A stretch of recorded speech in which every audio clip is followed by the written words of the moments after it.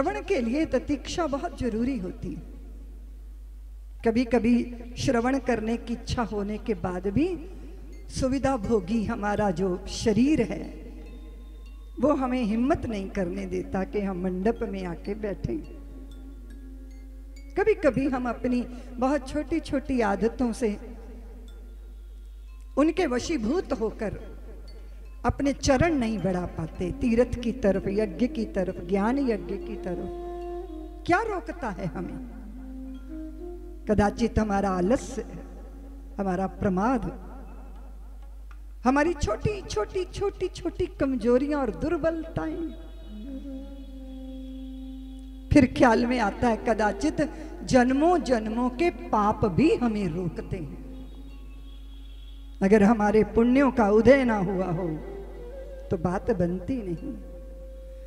बहु जन्म समर्जितेन, जाने कितने कितने कितने कितने जन्मों के पुण्यों का जब उदय होता है तब भगवान भागवत वांगमयी भगवान के साक्षात्कार का हमको अवसर मिलता है। और ये तो आप जानते हो, अगर हम केंद्र बिंदु में श्रद्धा को रखेंगे तो हमारी परिधि में जो परिधि है उसमें भी हमारे प्रयत्न दिखाई देंगे कि वो श्रद्धा से भीगे हुए हैं, उनमें नेह है, उनमें प्रेम है। इसलिए समस्त द्वंद्वों के बीच में अगर चित्त वृत्तियों में द्वंद्व हैं तो ईश की कृपा हो जाए तो फिर कथा श्रवण करने का भाव भी मकरंद बन जाता है और सुरभि बन के चित्त को सुरभित करता है। और मैं समझती हूं कि हमारी प्रवृत्ति, हमारी निवृत्ति, आवृत्ति, पुनरावृत्ति जो भी कुछ है वो ठाकुर जी की ही कृपा है। योग माया सदैव होती, अनुकूल होती तो भगवान के चरण मिलते, उनका दर्शन मिलता, उनके गुणानुवाद का अवसर मिलता है।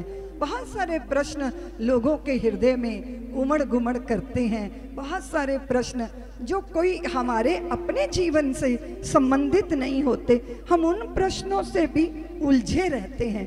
कभी कभी हम वाद विवाद के लिए प्रश्न करते हैं, कभी हम दूसरे की विद्वता का आकलन करने के लिए प्रश्न करते हैं, और कभी कभी हम अपने ज्ञान को प्रदर्शित करने के लिए प्रश्न करते हैं।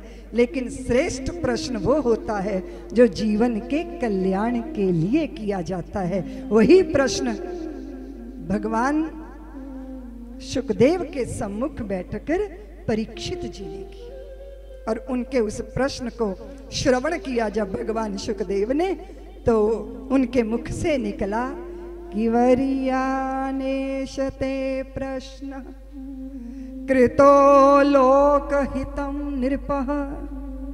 क्या क्या है ये? एशते प्रश्न वरीया क्या है?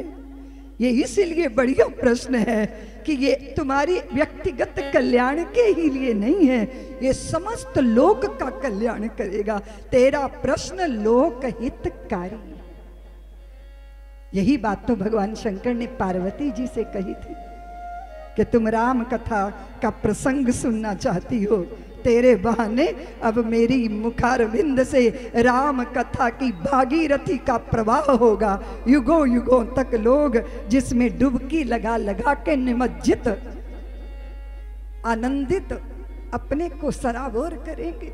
सब्सक्राइब करें साध्वी ऋतंभरा जी के YouTube चैनल को, और हमारे वीडियो को सबसे पहले देखने के लिए बेल आइकन को दबाना न भूलें।